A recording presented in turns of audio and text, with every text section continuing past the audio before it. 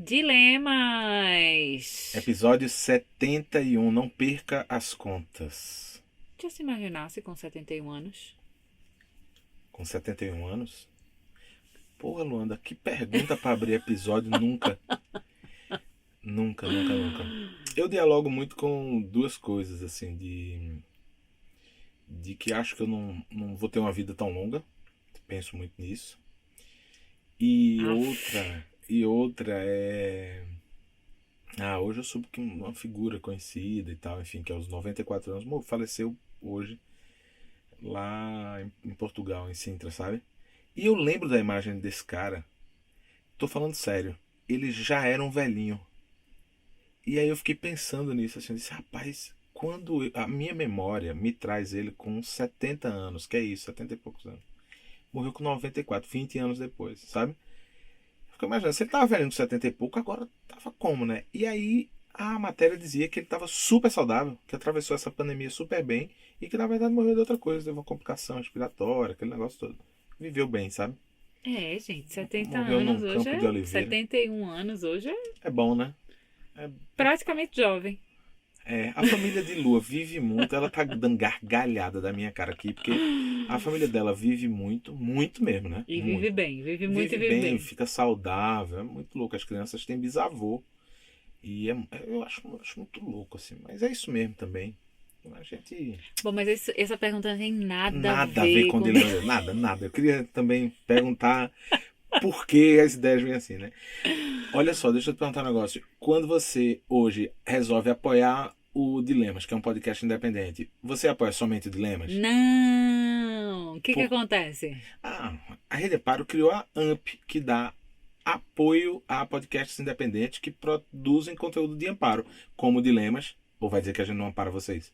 Quando estão aí no trânsito, na chuva, ou na fazenda, ou na casinha de sapê. Nosso outro podcast escolhido para que a gente apoie também é o Para Dar Nome às Coisas, de Natália Souza. Quem não conhece pode buscar e se apaixonar, assim como a gente se apaixonou. E também o Vozes de Amparo, que volta essa sexta-feira. Minha gente, Não volta. só digo isso. Minha É, gente, se é, preparem. é verdade, volta bem bonito. E é isso, aí você entra lá no redeamparo.com.br/amp, A-M de Maria, P de Pedro, já soltei essa piada antes. E você entra lá em redeamparo.com.br/amp e você é direcionado como fazer para apoiar esse conjunto de podcasts. A gente vai chegar ao final de 2021 com 6 podcasts apoiados, né? Para isso, nós precisamos da sua ajuda, da sua colaboração. Então, não deixa de fazer esse apoio, de apoiar essa ideia. Não é apoiar esse podcast, é apoiar essa ideia de que mais pessoas fazendo trabalhos legais na podosfera podem ter o seu apoio, podem ter a sua ajuda. Adoro quando você fala essa palavra, podosfera. Não sei nem se existe. Eu me sinto... Deve existir. E tem uma coisa que a gente precisa sempre falar aqui, que é... mas eu queria muito mandar meu dilema pra vocês. Aí vai lá e manda um inbox com textão. A gente vai gravar? Não. Não vai. Como é que faz pra gravar? Manda e-mail pra onde? Para a gente gravar o seu dilema, que não é só seu, é nosso dilema, você escreve para oi@pedrinhofonseca.com.br Sou eu. ou para luabarros@redeamparo.com.br. És tu. É isso. É isso. Posto isso, quem a gente chama agora nesse momento? Nosso querido Caboge. Solta a vinheta. Dilema vem do latim. São duas premissas, pontos de vista contrários. E aí, ao ceder ou negar uma delas, se chega a um novo lugar. Um problema Que é um confronto entre duas soluções. No dicionário hipster, treta. Situações embaraçosas. Dilema É um problema a ser resolvido, ou não. a ser entendido. Putz, discordo. É? Então temos um dilema. Bem-vindas e bem-vindos. Esse é o Dilemas, podcast com Lua Barros. E Pedro Fonseca. Eis o dilema. Vamos lá. Oi, Peu e Lua. Sou de Minas Gerais. Rapaz, a gente tem amigo mineiro, não tem? Tem demais. Sou de Minas Gerais e tenho um dilema XXG que está mal cicatrizado. mas já doeu tanto que eu não sei se quero mexer para continuar curando. Ou seja, mandei um dilema, mas ainda não sei se eu deveria ter mandado. Ela colocou uma breve contextualização da vida. Ela diz assim, ó, sou Valentina, tenho 29 anos, alô, retorno de Saturno. O que é que significa isso? Retorno de Saturno? Não vou ter que ligar para um astrólogo, não sei não. Não, hoje a gente não vai conseguir ligar não, para ninguém não. Então bora nessa. Tenho 29 anos, hétero, casada, uma filha e com relação profunda com minha mãe e meus avós. Minha mãe foi mãe solo, já com idade avançada para os anos 90, 35 anos. Ela nunca negou a existência e os dados do meu pai, ou seja, o Pix dele, essas coisas. Mas ela nunca quis ir atrás. Eu segui o exemplo e também nunca quis. Casei jovem aos 20 anos e meu aliado é um ser humano gigante. Nossa relação é respeitosa, livre, pautada no diálogo. Hoje temos uma filha com 4 anos que tem me feito revisitar minha vida inteira para que eu seja melhor para ela, para o mundo e para mim. Alô, Jung. A história começa aqui. Minha mãe, mulher negra abandonada, se apegou ao primeiro que quis, casamento, e durante alguns anos até foi legal. Mas depois de anos sofri abusos e que ela não sabia, porque eu era criança demais para processar isso. Ela se separou com pesar, pois seria a nossa derrocada financeira. E foi, mas passou. Passamos bem, pois tínhamos um teto, afeto e comida contada. Depois disso, segui minha vida jogando uma pá de cimento em cima dessas feridas e me comportei como uma pessoa sem nenhum tipo de sofrimento no passado. Tipo, tô ótima. Gente, tô ótima, todo dia é sexta. Curti a vida, fiz faculdade, casei, tive filha, continuei, até que meu subconsciente começou a cobrar. Alô, Freud. Acontece. Vai estar acordando todo mundo hoje. Daqui a pouco acorda Lacan. Meu companheiro foi a primeira pessoa que eu verbalizei sobre os abusos, pois quando começamos a nos relacionar, eu estava amadurecendo como adulta e mesmo escorpiana, adoro mesmo escorpiana, eu tinha dificuldade com sexo e quando fui cavucando para achar a origem, achei uma bomba relógio. Fama de escorpiano, rapaz. Pois bem, acontece só agora, já com 29 anos, através de profunda terapia, encontrei onde está a conexão da ausência do meu pai biológico, ausência da minha mãe que era solo, os abusos referentes ao meu padrasto morto de verdade, não fui eu que matei, foi Deus, e todas essas explosões. Eu não estou culpando minha mãe, que já tem culpa materna suficiente, e só percebi depois que fui mãe, mas eu queria muito uma conversa sincera sobre minha infância com ela. Eu sinto que preciso disso, mas é tanta lama que acho que ela não aguentaria. E sendo sincera, isso mexe em tantas camadas mal cicatrizadas que eu nem sei se eu aguentaria.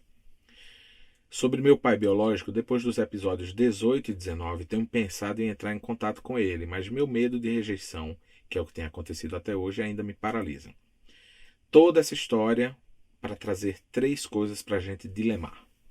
Gosto muito quando os dilemas contam alguma história e depois vem com perguntas objetivas. Foi Obrigada, isso que ela Valentina. fez. Foi exatamente isso que ela fez. Veja, 1.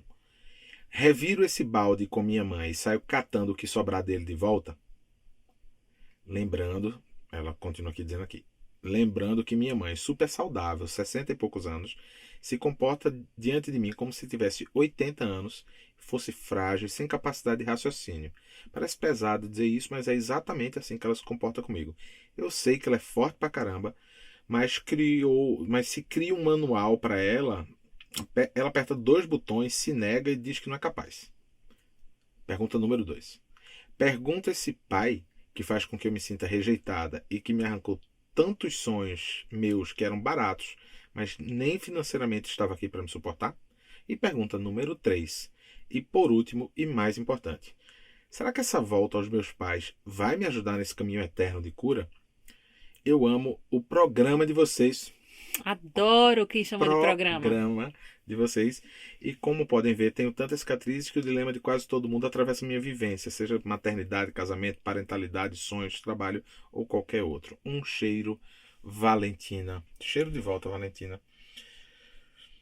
Vamos por pontos. Vamos. Já que ela trouxe assim. A primeira questão que ela traz é em relação à mãe. Perguntando se revira esse balde. E depois se acatando as coisas. E ainda com essa narrativa da mãe que se coloca como frágil, que ela tem medo também de que lugar isso pode chegar. O que você faria no lugar dela, Luana? Seu escroto. Gostou? Achei que você ia vir com um super textão agora, mas você, né, levantou a bola pra eu cortar. Sim. Cara, eu sempre, diante dessas perguntas que surgem muito, né, muito no meu trabalho, assim, eu acho que esse e-mail tem muito a ver com coisas que eu lido com bastante frequência e intensidade no meu trabalho, que é, qual é o seu objetivo diante desse revirar de baú, tá? Ah, porque eu preciso ter essa conversa com a minha mãe. Por que você precisa ter essa conversa com sua mãe? O que você quer verdadeiramente?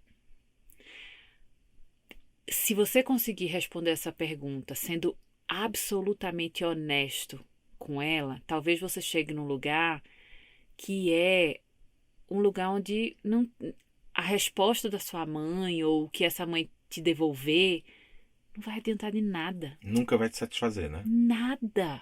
Uhum. Então, assim, qual é o objetivo? Essa, para mim, é a pergunta principal disso tudo, sabe? O que que é? Por que existe essa necessidade de saber dessa infância, para além do que você já sabe, para além do que você já sente, que é muito, é coisa pra caramba, né? Não é que houve um apagamento dessa infância. Não, o inconsciente talvez tenha apagado algumas passagens como forma de proteção. E você talvez precise lidar com isso. Com essas ausências de memória, com essas ausências de histórias que são partidas, assim. Então, de verdade, qual é o objetivo? Ah, o meu objetivo é porque tem uma herança que eu preciso ir atrás e receber essa herança, porque essa herança, esse dinheiro vai mudar minha vida. Beleza, racionalizou, eu preciso saber das informações, eu preciso saber sabe assim, da latitude e da longitude. Beleza, são coisas, né, muito precisas, que é uma informação que alguém precisa me dar para eu garantir para chegar num lugar. Se você nessa busca o porquê, né? Você chega num lugar que é assim, cara, na verdade, eu queria só que minha mãe pedisse desculpa. Talvez ela não peça. Porque talvez ela não entenda qual é a parte dela nessa história toda. Então, qual é o seu objetivo, Valentina? Caramba. Valentina, vou te contar um negócio. Sabe que de pouquíssimo tempo pra cá eu resolvi ter umas conversas com minha mãe que eu nunca tive, né? E é engraçado que eu não sei se é esse percurso que você deseja fazer. Eu acho que essa pergunta que você traz, amor, é muito válida para Valentina, de olhar para aqui, qual é a questão que você quer trazer. Eu vou te contar o que foi que aconteceu do meu lado. O lado das feridas, eu já vinha tratando. Você e seu terapeuta. Terapeuta e psicanálise, certo? Super bem tratadas. Porque eu, sério mesmo, podia ter, sei lá, um chifre no lugar de um olho. Podia ter virado um monstro. Mas eu fui tratando isso. As minhas conversas com minha mãe têm um objetivo muito claro. É resgatar uma coisa. Eu uso, inclusive, essa expressão no Duo, que é uma jornada que a gente faz para casais, trisais e unos, pessoas que estão sozinhas, mas querem discutir sobre relações. Que é a arqueologia do afeto. Essa escolha eu fiz para mim. Eu comecei a cavar com minha mãe, na verdade, conversas, e não só conversas, eu vou contar um episódio que aconteceu inclusive ontem, em busca, na verdade, de afetos que foram perdidos pelo meio do caminho, no meu caso específico, por uma ausência que tem de fotografias que contem sobre minha infância, né? Então, essa falta de imagem diante das coisas, eu comecei a conversar com ela. Como era mesmo aquela casa? Como era mesmo? Tá, e aquilo, né? E aí eu vou perguntando pra minha mãe coisas aqui, coisa lá, tem coisa que ela fica meio indigesta, porque aí eu vou fundo, aí tem horas que eu alivio. Mas sabe o que eu sinto, como quem escuta essas conversas acontecerem, que você se coloca muito numa postura que é até diferente da sua postura no dia a dia com ela, tal, que é uma postura de quem tá ali para ouvi-la. Você não traz as suas certezas. Você não Não. traz as suas. Você não faz colocações. Não. Você de verdade pergunta e você está muito aberto e disponível para ouvir o que ela tem para dizer. Então, é uma conversa que acontece em um lugar muito bonito. Está sendo Sim. muito bonito de ver isso. Sim. Mas, de novo, eu fiz uma escolha para ir por esse lugar. Por uma arqueologia do afeto, e eu tenho feito isso. Ontem eu mandei uma mensagem para ela do nada, no meio do dia. Eu sabia que ela estava atendendo e tal, que só ia me responder depois, mas eu mandei mensagem, foi: manda uma foto da minha avó, que você tenha por aí. E aí ela mandou. De noite, assim, ela mandou. Eu disse: tá, mas manda mais, você deve ter mais aí. E, na verdade, é um jeito de ir trazendo a conversa, e a gente tem falado muito sobre minha avó, falamos sobre meu avô, numa conversa longa, um dia desse aqui em casa. Mas eu tenho certeza que isso faz com que ela também volte nesse lugar do afeto, sabe? Então, o meu objetivo com isso é realmente criar um álbum fotográfico que eu nunca tive. Real. Esse eu tenho muita clareza da minha questão. A minha questão é essa. Inclusive, é por isso que eu me aproximo da fotografia como profissão. É quando eu olho que esse álbum ele me faz falta no lugar do afeto, e eu vou atrás dessas imagens e estou indo e tô vendo de novo essas coisas. Então, eu senti muito forte isso quando você trouxe, amor, de dizer assim: Valentina, qual a questão? Porque na hora que a gente conta para os outros, ou na hora que a gente escreve um dilema e tal, tal, tal, a gente cria uma verdade no teatro que a gente ocupa. Já indo agora para um aspecto absolutamente da psicanálise, né? No teatro que a gente faz na vida, onde a gente é do porteiro ao ator e trabalha na coxia, e também é plateia do próprio espetáculo que a gente escreve, a gente fica ocupando ali os papéis, sabe? Mas no silêncio a gente sabe. Então, Valentina, nessa sua primeira pergunta sobre revirar o balde com sua mãe, eu vou com Luana, assim, eu concordo que tem uma coisa que é uma cautela enorme, um silêncio profundo para encarar uma verdade que é: que questões você quer trazer? Para quê? É, porque assim, independente da fragilidade que ela demonstra, né, na sua presença, que isso é uma outra questão, né, existe aí, pelo que você traz, uma necessidade dela de regredir um pouco, né, de se mostrar mais frágil do que ela é. E isso são outras tantas questões. Então, assim, não estou nem levando em consideração esse aspecto. Nem acho que se, diante de uma pergunta que você fizer mais profunda, ela vai ter um piripaque cai dura. Não acho, né? A gente acha isso, né? Minha mãe não vai dar conta, É, né? Mas não tô levantando essa questão mesmo. Assim, eu queria te ajudar a pensar com muita, muita honestidade, aquela honestidade que ninguém vê, só você, porque ela tá muito lá dentro, e assim, qual é o teu objetivo com essa conversa? é, é muito bom essa perspectiva, né? E em relação a essa fragilidade da mãe, talvez, pensando alto aqui, com você, Valentina, e com vocês, dilemas, seja um recurso, uma ferramenta, um instrumento que ela tenha de defesa, inclusive em relação a tudo que vocês viveram. Que ela pode se colocar nesse papel frágil, pedindo socorro, né? Dizendo assim: caramba, quanta coisa eu carreguei aqui, quanta dor eu carreguei aqui e tal, e eu não tenho coragem de abrir a minha própria caixa, ou virar o meu próprio balde, né? Esse Então, é um processo inconsciente, né? Assim, eu tenho pensado muito sobre isso. Eu acho que ser avó, né? Ver nossos filhos e nossas filhas se tornando mães. Caramba, eu tenho pensado tanto nisso, assim, porque pode se criar um abismo muito grande entre essa mãe e essa filha, né? E é um momento de rever muitas coisas. É um momento que essa filha, agora mãe, encara uma complexidade de coisas que talvez nunca tivesse sentido, nunca tivesse vivido. E essa mãe também, porque a maternidade dela, dessa filha que um dia foi bebê, um dia foi criança, ela também vem à tona com a chegada do neto. Então, muitas coisas, né? Muitas camadas aí nisso que você traz.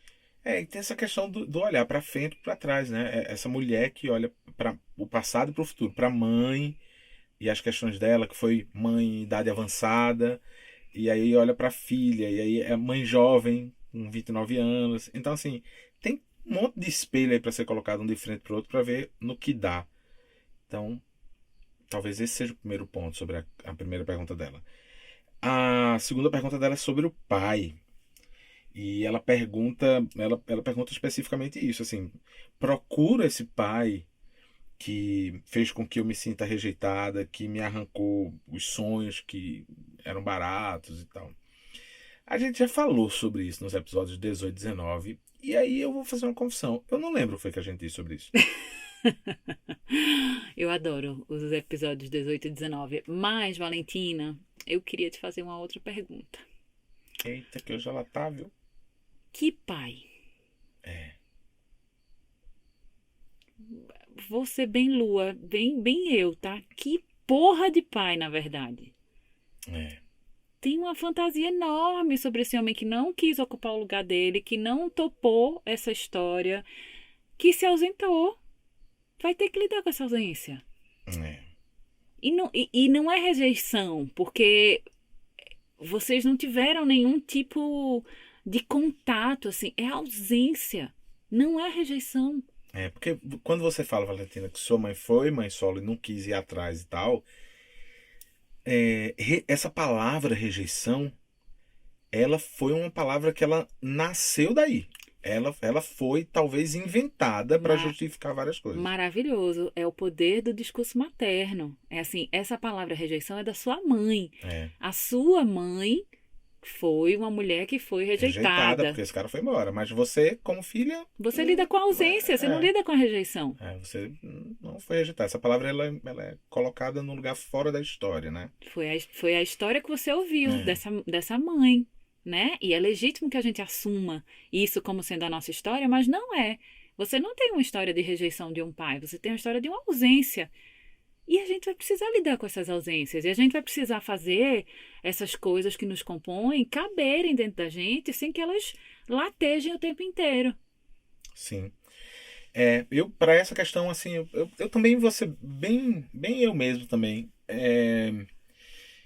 E talvez dizendo, reiterando o que você trouxe, amor. Porque é assim, sabe uma coisa que eu escuto muito como pai?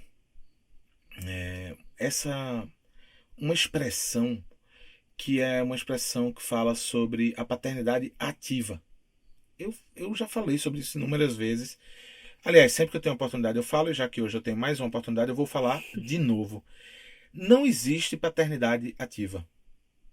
Não existe. Essa é uma expressão escrotamente criada para defender um território de negócio e de mercado. Assim como não existe maternidade ativa, concordam? Você fala para alguma mãe dizendo, nossa, você exerce uma maternidade ativa, parabéns. Não existe isso, isso é mercadológico. Ser ativo é justamente o que designa a presença de alguém na vida do outro. Então, paternidade ativa é uma redundância mercadológica escrotíssima. Então, assim, ou é pai ou não é, ou é mãe ou não é, ou é ou não é. E aí, diante disso, eu vou contigo que, assim, que pai? Sabe? Porque você diz assim, os seus sonhos eram baratos e nem financeiramente ele estava lá para suportar. Ele não estava lá para nada. Ele não estava lá, ele não teve lá para sua mãe, e aí talvez seja a questão da rejeição. Ele não teve para você, que seja uma questão da ausência. E aí eu acho que a gente vai desembocar na terceira questão agora com uma coisa que me ocorreu, que talvez faça algum sentido, mas é isso, assim, talvez você esteja buscando nessa fantasia criar um personagem que jamais existiu, que talvez não exista. Então, eu juro que eu não sei o que eu disse no episódio 18 e 19, porque eu acredito que, me conhecendo, eu acredito que eu possa ter encorajado as pessoas a buscarem esse pai em alguma questão. Eu acredito que eu possa dizer isso. Mas como cada história é uma história, na sua história de hoje, Valentina, nesse dilema 71, eu, sentado com você aqui, você está tomando o quê? Café? Estou tomando água com gelo. Eu diria isso, sabe? Não houve essa figura. E você chegou até aqui, 29 anos, uma filha, uma família, tá feliz, uma troca um aliado com parceiro, legal. Um aliado legal, enfim. Olha a sua história, que bacana. Porque, aí a gente vai para a terceira questão, Que é qual? Ela pergunta assim: será que essa volta aos meus pais vai me ajudar no caminho eterno de cura? E aí? Ai, ai. E aí me veio um desenho. Rapaz, um desenho que é as suas duas questões anteriores, me parece um pouco, Valentina, que são projeções, expectativas, rascunhos mentais e emocionais que você fez, inclusive a partir da sua elaboração terapêutica, sobre o que essa mãe pode ou poderia ser e sobre o que você deseja ou desejaria que esse pai tivesse sido. E aí é como se você atribuísse a esses personagens que, claro que são importantes na sua construção, mas eles são importantes, inclusive, desempenhando os papéis justamente que eles desempenharam. Porque lembre-se que a vida que você tem é essa que você está vivendo. Me parece que é uma tentativa de busca para contar essas histórias de um jeito diferente. E aí você diz assim, na minha eterna cura. Mas parece que você está querendo salvar essas outras duas pessoas. Você está querendo salvar a imagem de um pai que não foi pai. E está querendo salvar a imagem de uma mãe que na sua cabeça talvez pudesse ter sido diferente, como boa parte absoluta 99,99% das filhas e filhos desejariam que suas mães fossem. Então, eu vejo nessa sua última pergunta que será que buscar esses pais me ajuda no processo de eterna cura? Bom, eu acho que primeiro você está cuidando super bem da sua vida. E veja, cuidar de si é o primeiro passo para a gente ir em busca das pequenas e grandes conquistas da vida. E você me parece que já está fazendo isso. Quando você tem um aliado massa, quando você tem uma filha que você desenvolve afeto por ela e amor, independente do que sua história conta. Então, assim, quando você fala eterna cura, você fala desse processo ainda terapêutico em busca dessas histórias do passado, porque talvez tenha uma hora, quem sabe, de você observar a sua história não como se você estivesse fora vendo isso, mas ver de dentro e olhando para o que tem agora, que é o presente, a agoridade, e o porvir, o que vai acontecer daqui para frente na sua vida. Amei o que você falou, Peu. Eu sinto, né? Acho que a gente está vivendo a idade da cura, de uma maneira geral, né? As curas, elas estão sendo vendidas de todas as formas possíveis. E aí gera essa angústia, né? Eu preciso curar a minha história, eu preciso curar as minhas dores, eu preciso curar as minhas ausências. E aí eu deixo de ver o caminho que eu estou traçando, que é isso que você falou sobre ela, que parece que ela tem tido uma vida, caramba, mas eu estou presa ao que falta, eu transformo essa dor no meu escudo e na minha espada. Eu não integro essa dor na minha vida. Porque é como se eu tivesse que ter uma outra história para ser merecedora desse casamento, para conseguir ser uma mãe melhor, para conseguir ser uma pessoa melhor, uma profissional mais competente. Eu tivesse que, de alguma forma, consertar aquilo que me dói, porque senão eu tenho alguma coisa errada. Né? E não tem, essa é a vida que está posta, essa é a vida como ela é. Essas ausências, esses abandonos, esses excessos, esses abusos, eles fazem parte da sua história. E não dá para apagar nada disso. Não dá para consertar nada disso. E nem a cura é esse apagar, né? Não é. Então, eu tenho muito, muito, muito bode dessa pregação sobre os processos de cura, sabe? Porque eu não acredito nisso. E a cura, como ela é falada, acho que eu já falei sobre isso em alguns dilemas, e eu falo muito sobre isso na Barca, que é essa coisa assim, o que é essa cura? É esperar que não doa mais? Não sei se isso é possível. Talvez, se a gente procurar cuidar para que doa menos, seja algo que faça mais sentido, olhando a vida de um ângulo mais ampliado, assim. Porque a cura E a gente faz essa relação, né, muito, muito clara com o que são as curas das doenças. Quando eu me curo de um câncer, aquele câncer deixa de habitar o meu corpo. Ele não faz parte mais. E aí eu faço a cada ano um exame, depois a cada 5 anos o exame, porque ele pode voltar, Sim. né? Mas quando eu me curo de uma ferida, né, ela para de doer, mas ela tá lá, tá marcada. Então, não dá para tratar as feridas emocionais por esse prisma da cura das feridas físicas, das doenças físicas, porque não é o mesmo caminho, não é a mesma Sim. coisa, não vai parar de doer. Mas se a gente cuida, se a gente integra, talvez doa menos, né? Talvez a gente reorganize isso dentro do nosso corpo para que seja uma cicatriz, inclusive da qual a gente se orgulhe. Sim, sim. Tem isso também. Eu fui te ouvindo e fazendo uma correlação aqui sobre duas coisas que talvez culturalmente a gente seja empurrado a pensar nelas de uma maneira como se fosse muito objetivo, sabe? Tivesse uma resposta objetiva, assim. Isso que você traz sobre essa coisa da cura, ou seja, tem muita promessa de cura. Você vai sair daqui curado, você vai, né? Passa, minha gente, desde religião a... Desculpa. Tudo. Tem série sobre isso na Netflix, inclusive. E a outra coisa são os processos de aprendizagem. Hoje eu vi minha dentista é maravilhosa, nossa dentista é maravilhosa, e hoje eu tive atendimento com ela, e ela contou um episódio do pai, que recentemente ela disse, não pai, porque eu estou fazendo um curso com um japonês, que é tal, que, cara, custou uma bagatela, caríssimo o curso, não sei o que. Ele disse assim, nossa, eu continuo vendo você tirando dinheiro, investindo. E ela disse que ela ficou muito chateada quando ele colocou isso.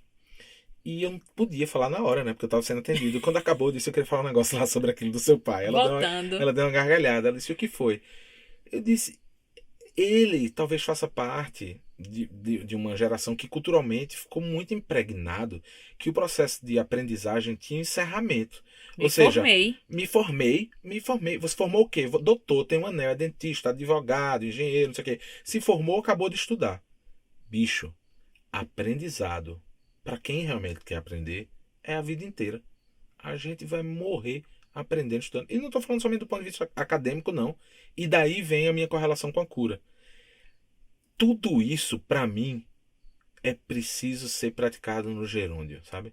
Eu estou me curando. Como é que eu faço isso? Quando eu me cuido, né? Quando eu me observo, quando eu faço meus caminhos terapêuticos. Eu estou aprendendo. Como é que eu estou aprendendo? Eu estou aprendendo ouvindo, eu estou aprendendo lendo, eu estou aprendendo estudando, questionando, desenvolvendo senso crítico. Porque sem senso crítico, é do não senso crítico, não pensamento crítico, que nasce QAnon, direita brasileira, olavismo, essas bostas. Não, vamos não. Pelo amor de Deus. Show baixo astral. Lembra do coquinho alto astral que tinha no Recife? Lembra disso? Eu vou de referência mais pop ainda, Super Xuxa contra o Baixo Astral. Nossa, que bonito. Adoro. Guilherme Caram, Xuxa. Nossa, Guilherme Caram, me deu um bug na cabeça agora, lembrei dele. Sabe que era isso, mas eu lembrei do Coquinho Alto Astral, mas me veio uma coisa que foi... Porque nossos queridos amigos do Recife estão aqui escutando a gente. Me veio uma coisa que foi... Recebi o relatório de dezembro do Dilemas e tomei um susto. Porque de vez em quando eu tomo um susto desse. Eu gosto de ler esse relatório, sabe? Então, por exemplo, no final do ano eu fiquei muito feliz, porque eu soube que só faltava Justin Trudeau ouvir a gente no Canadá, que a audiência do Canadá era a segunda depois do Brasil. Fiquei super feliz.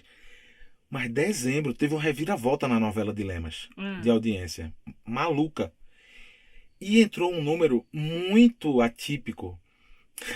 Mira, que bonito isso. De República Dominicana, Argentina, Chile, Equador. Adoro esse personagem dele que fala espanhol, gente. Acho um charme. Hay un otro sitio muy exquisito que no me recuerdo ahora, pero amigos de Latinoamérica, saludos de Dilemas. A ti te encanta. Saludos de Dilemas, porque es muy importante. É todos os brasileiros que escutam, né? Vocês sabem, né? Mas ele não vai deixar de fazer o charme dele em espanhol. Claro que é. Que é isso? Não é não. Tenho certeza que tem... Ó, A gente deu aquela aliviada, porque eu acho que esse dilema foi uma certa pressão na Valentina, mas é tudo com amor que a gente faz aqui, Muito. viu, Valentina? É muito, tudo com Valentina. afeto. Receba nosso amor e saiba também que aquilo que Lua falou no começo do episódio, que a gente gosta muito de ressaltar aqui, né? Mande seu dilema, porque ele não é o seu dilema, porque ele não é só seu. E tudo isso que você trouxe hoje não é só seu. Nossa. Não ache que tá nessa história do mundo sozinha carregando esses dilemas. Não tá Mesmo. de jeito nenhum. Mesmo. Essa é a única certeza que eu tenho depois de mais de um ano de programa, de podcast, é que as questões mais íntimas, mais cabeludas, aquelas que você acha que assim, só você no mundo carrega essa cruz. É muito lindo perceber quando a gente abre esse microfone, a gente debate e na sequência a gente recebe alguns e-mails, directs, Não, respostas. nos grupos dos dilemas, no Telegram. No grupo dos dilemas, exatamente. Assim, a quantidade de pessoas que se identificam com as questões que são trazidas aqui. Então, minha querida, respira um pouquinho, deixa esse coração bater mais sossegado, porque tá posto, sabe? Tá posto, assim, Por quê? Acho que é uma boa pergunta para você começar a te ajudar a entender essas vontades todas que estão chegando de revirar esses baús. É isso. Valentina, muito obrigado pelo seu dilema. Mande o seu dilema pra gente, pessoal. Manda dilema, gente. Vocês não estão com dilema, não, em 2021? Não, pelo amor de Deus, não reclame não, que a gente já recebeu em 2021 dilema pra caralho. Ah, mas, gente, eu sempre gosto de convidar as pessoas a Não, pensarem tá bom. nos seus dilemas Mas e calma mandarem também. pra gente. A gente tá esperando. Ó, um beijo enorme pra vocês. Até a próxima semana. Fiquem bem, se cuidem, fiquem em casa. Ainda não acabou. Ainda não acabou. Tem dias que se distancia, tem dias que as coisas se aproximam. Vamos com calma. Permaneçam quietinhos, se cuidando. De verdade. De verdade, não é nenhum exagero se cuidar. É ou não é? É isso, É amor. isso. Então, ó, beijo enorme pra vocês. Até quinta. Um beijo, até quinta. Caboge, solta a vinheta. Dilemas. Mostre os seus que a gente mostra os nossos.